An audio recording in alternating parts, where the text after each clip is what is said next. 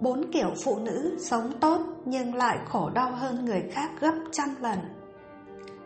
Người đàn bà dại tưởng sống tốt sẽ nhận lại nhiều sự yêu thương, quan tâm từ chồng, nào ngờ càng tốt càng bị xem thường, còn đau khổ hơn người khác gấp trăm lần. Đây là những kiểu phụ nữ sống tốt nhưng lại bất hạnh trong hôn nhân vì bị chồng xem thường, chán ghét. 1. Thương chồng hơn sinh mạng. Đây là kiểu phụ nữ bất hạnh nhất, vì luôn xem chồng con như sinh mạng, bạn càng bị xem thường và không được tôn trọng. Đàn ông khi biết bạn yêu quá nhiều,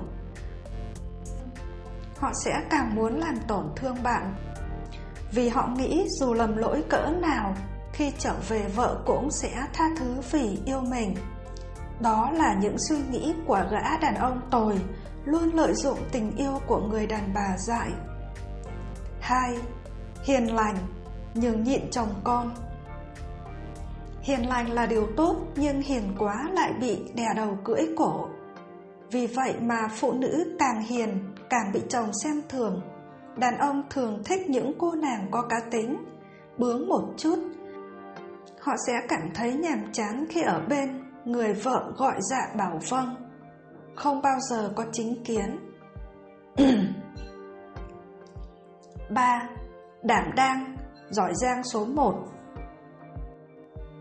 Người phụ nữ đảm đang, giỏi giang chuyện bếp núc, luôn được cánh mày râu muốn cưới làm vợ. Nhưng kiểu người quá giỏi, quá xuất sắc lại vô tình tập cho chồng con tính ỷ lại, dựa dẫm. Họ cảm thấy mọi việc trong nhà đã có vợ thì bản thân chẳng cần phải lo gì nữa. Điều này dần dẫn đến việc gì cũng đến tay bạn. Có mệt mỏi ốm đau gì cũng một mình làm hết. 4. Chỉ biết gia đình, không chơi bời, hẹn hò với bạn bè. Nếu sau khi lấy chồng, phụ nữ bỏ rơi hết bạn bè thì sau này sẽ rất bất hạnh. Vì hôn nhân không phải lúc nào cũng như ý muốn.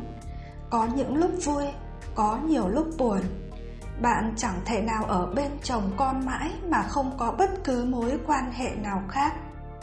Vì có nhiều chuyện bạn chẳng thể chia sẻ với chồng con, chỉ có thể tâm sự với bạn bè.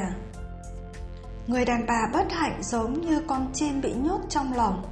Cuộc sống của bạn chỉ quanh quẩn trong nhà, không biết đến thế giới xung quanh. Càng ngày, bạn sẽ càng tụt hậu so với những người khác.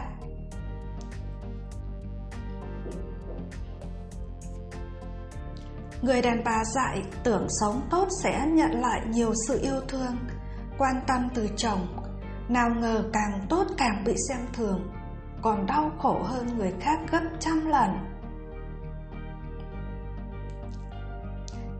Đây là những kiểu phụ nữ sống tốt nhưng lại bất hạnh trong hôn nhân vì bị chồng xem thường, chán ghét.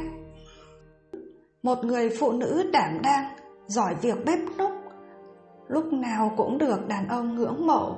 Nhưng với kiểu phụ nữ mà quá giỏi việc nhà thì sẽ khiến cho chồng ỷ lại mọi việc, lúc nào họ cũng lười biếng rồi để mặc vợ.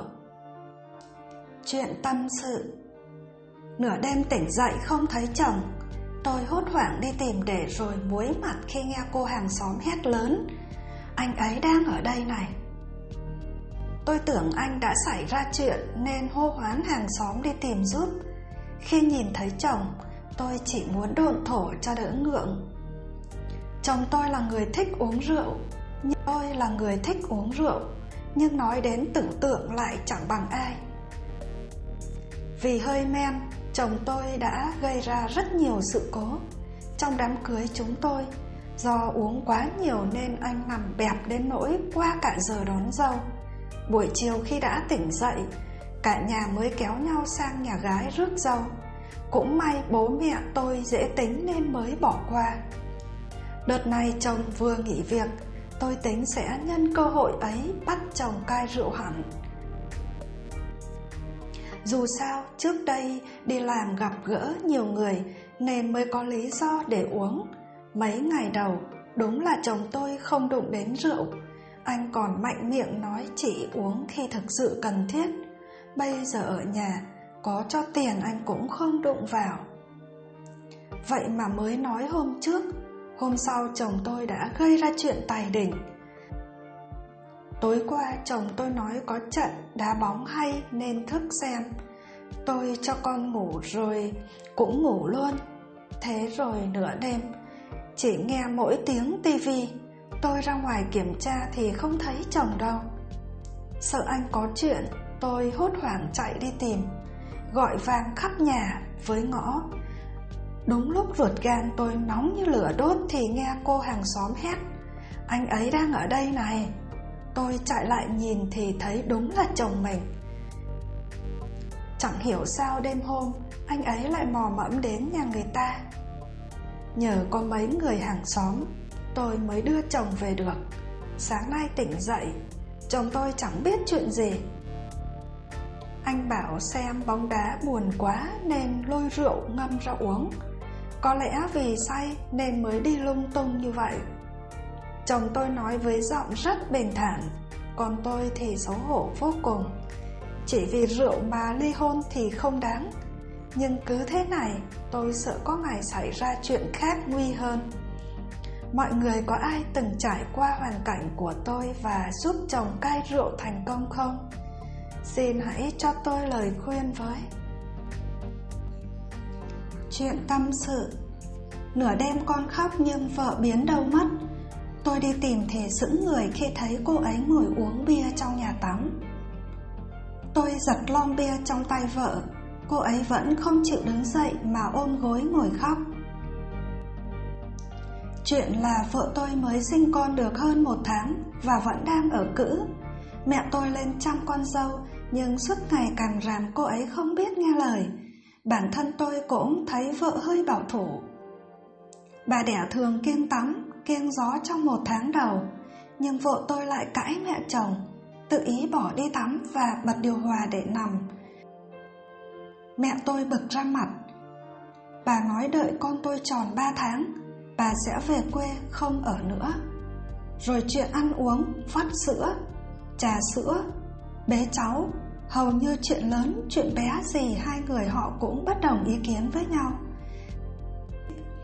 Mẹ tôi từng chăm 2 chị gái tôi ở cữ, nhưng chưa bao giờ bà giận dữ đến thế.